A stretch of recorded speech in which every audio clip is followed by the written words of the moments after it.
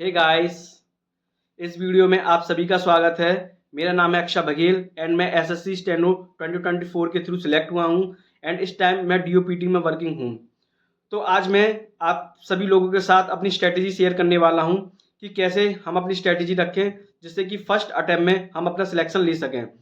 तो मेरे जो सीबीटी 1 में मार्क्स हैं वो हैं 160 मार्क्स। तो मैंने 160 मार्क्स कैसे स्कोर किए इस बारे में भी बात करेंगे और आप सब लोगों की क्या स्ट्रेटेजी रहनी चाहिए ज़्यादा से ज़्यादा मार्क्स स्कोर करने के लिए। जस्ट लाइक 150 160 या 160 अबव आप सब लोग कैसे मार्क्स स्कोर कर सकते हैं इस बारे में भी आज हम बात करेंगे।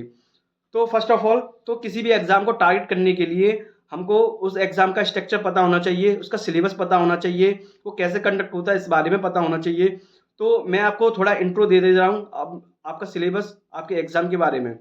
तो फर्स्ट ऑफ ऑल जो हमारा एसएससी स्टेनो का जो एग्ज़ाम होता है वो 200 मार्क्स का होता है, जिसमें 100 मार्क्स की इंग्लिश होती है, 50 मार्क्स की रीजनिंग होती है, 50 मार्क्स की जीएस होती है। टोटल 200 मार्क्स का एग्ज़ाम होता है जो कि जिसको सॉल्व करने 200 क्वेश्चंस को सॉल्व करने के लिए हमें 2 आवर्स मिलते हैं एंड 1/4 की नेगेटिव मार्किंग रहती है।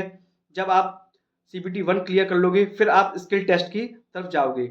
एसएससी स्टेनो का जो एग्ज़ाम होता है वो 2 फेजेस में होता है, सीबीटी 1 एंड स्किल टेस्ट। तो आज हम सीबीटी 1 के बारे में बात करने वाले हैं। अगली नेक्स्ट जो वीडियो आएगी उसमें मैं स्किल टेस्ट की स्ट्रेटेजी भी शेयर करूंगा कि कैसे आप स्किल टेस्ट की प्रिपरेशन विद इन 6 मंथ्स या वन ईयर में आप कर सकते हो, इस बारे में भी बात करेंगे। तो फर्स्ट ऑफ ऑल तो बात करते हैं इंग्लिश की, क्योंकि इंग्लिश जो है 100 मार्क्स की रहने वाली है। सबसे बड़ा मेजर रोल जो प्ले करती है हमारे एग्जाम में वो इंग्लिश ही करती है।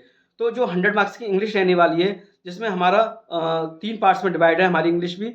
फर्स्ट पार्ट है वोकैब, सेकंड पार्ट है reading comprehension and third part है ग्रामर। तो इन तीनों के लिए आपकी स्ट्रेटेजी क्या रहने वाली है ये मैं बताता हूँ कि सबसे पहले तो आपको पीवाईक्यूज करने हैं। वोकैब के लिए पीवाईक्यूज 5 ईयर के आप लगा लिए, वो मोर देन इनफ है। एंड रीडिंग के लिए भी आप पीवाईक्यूज के साथ जाएं। एंड ग्रामर के लिए मेरा आपको ये सजेशन रहेगा कि आप ग्रामर के लिए ना कोई भी टीचर देखें। काफ़ी टीचर हैं यूट्यूब पर या कोई या बुक आप मेरे से बोलोगे कि भैया आप स्ट्रेटेजी बता दो कि कौन सी बुक से पढ़ना है, किन टीचर से पढ़ना है, तो मैं उसके ऊपर भी एक वीडियो बना दूंगा। फिर भी मैं आपको थोड़ी सी हिंट दे देता हूँ कि मैंने कैसे इंग्लिश को तैयार किया था। तो मैंने वो नीतू मैम की जो वॉल्यूम 1 है उससे ग्रामर तैयार की थी, ब्लैक बुक से पीवाईक्यूज किए थे लास्ट 5 ईयर के। एंड रीडिंग भी मैंने मॉक लगा जो मॉक टेस्ट होते हैं ना लास्ट 5 ईयर के 10 ईयर के जो मॉक टेस्ट थे वो लगाए थे टेक्स्ट बुक से और उससे किए थे। एंड देन अब आते हैं हम रीजनिंग के बारे में। तो रीजनिंग मैंने पीयूष सर से पढ़ी है जो कि कैरियर विल से हैं। पीयूष सर से मैंने रीजनिंग पढ़ी है एंड उन्हीं की बुक आती है एक पीयूष वासने की बुक जो है रीजनिंग की, उसी से मैंने अपनी प्रैक्टिस की है रीजनिंग की। तो रीजनिंग तो आप वहाँ से कर सकते हैं या फिर और भी काफ़ी टीचर्स हैं। आप बाद में आप बोलोगे तो मैं सारे सब्जेक्ट्स के ऊपर पर्टिकुलरली वीडियो बना दूंगा, बुक्स की एंड टीचर्स की। एंड देन हम आते हैं अब जीएस के ऊपर। जीएस के लिए आप ऑनलाइन टीचर्स हैं बेस्ट, तो उसमें आपके परमार सर हैं, आप उनसे पढ़ सकते हैं, या नवीन सर उनसे पढ़ सकते हैं। या आप टीचर से नहीं पढ़ना चाहते, बुक से पढ़ना चाहते हो तो आप जो है एनसीईआरटी सार संग्रह बुक आती है जिसमें सारा कंटेंट दे रखा है, आप उससे भी पढ़ सकते हो। ठीक है, तो ये सारी चीज़ें हो गई। एंड हिस्ट्री, जीके, जीएस और इस पॉलिटी इसके लिए भी आपको रेगुलर इंटरवल पे क्लास लेनी है। तो आपको डेली 3 से 4 घंटे इंग्लिश को देने हैं, 1 घंटा मिनिमम आपको रीजनिंग को देना ही देना है। एंड फिर जीएस के लिए 2 से 3 घंटे आपको देनी ही देनी है। जब आप 7 से 8 घंटे की क्लासेस और अपना स्टडी कर लोगे उसके बाद आपको 2 घंटे का रिवीजन देना है।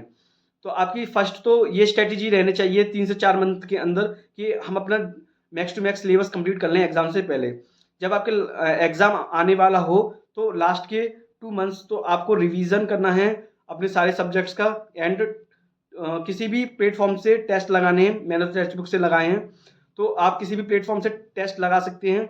और टेस्ट लगाओगे तो आपको वहाँ पे अपनी गलतियाँ पता चलेंगी कि आपकी गलतियाँ कहाँ हैं, तो आप अपनी गलतियों पर काम कर सकोगे। तो क्योंकि मॉक ना बहुत ज़्यादा इंपॉर्टेंट है आपकी प्रिपरेशन के लिए, बहुत ज़्यादा इंपॉर्टेंट है मॉक।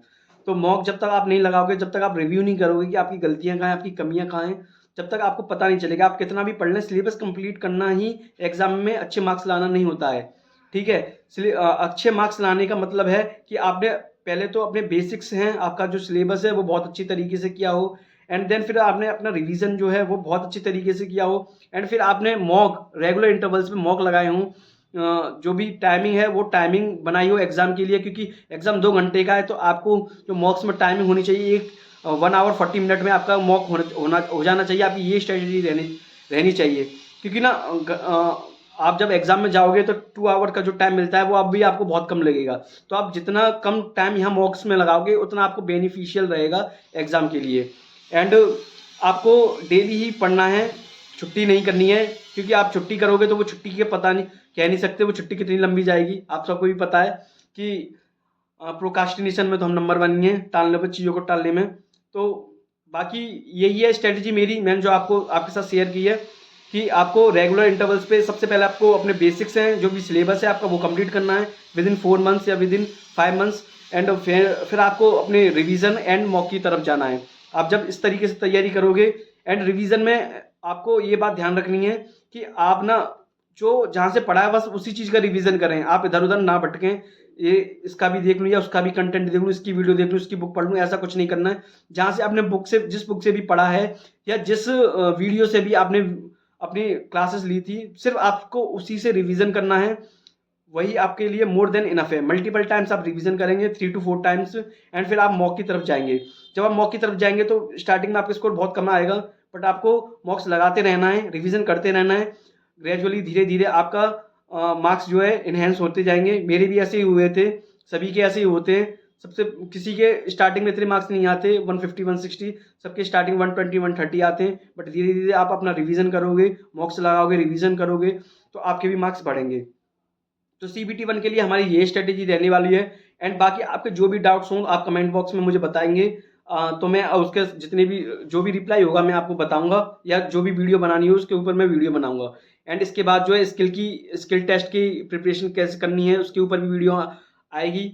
वीडियो और जो है बुक्स के ऊपर जो वीडियो आएगी कि कौन कौन सी बुक्स आपके लिए बेनिफिशियल होने वाली हैं, और कौन कौन से टीचर आपको बेनिफिशियल होने वाले हैं, और काफ़ी चीज़ें आने वाली हैं चैनल पे। मोटिवेशन भी है, बहुत सारी चीज़ें।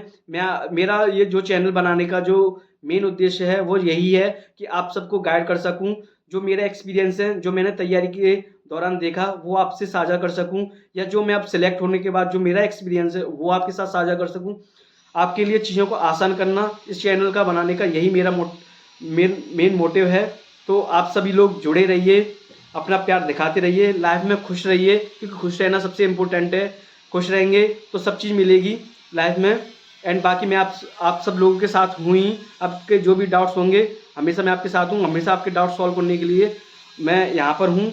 आप कमेंट्स में बता सकते हैं, या मैंने टेलीग्राम की लिंक भी दे रखी है अपने चैनल के बायो में, तो आप वहाँ से मुझे मैसेज कर सकते हैं, या इंस्टाग्राम पे भी मैसेज कर सकते हैं आपका कोई पर्सनल डाउट है तो। बाकी मैं आप वीडियो के जरिए आपके सारे डाउट्स क्लियर करता रहूँगा। धीरे धीरे करके आगे चैनल पर सारी वीडियोस आने वाली हैं, स्ट्रेटजी के रिगार्डिंग, बुक के रिगार्डिंग, सारे टीचर्स के रिगार्डिंग, सब चीज़ के रिगार्डिंग वीडियो आने वाली हैं। So thank you.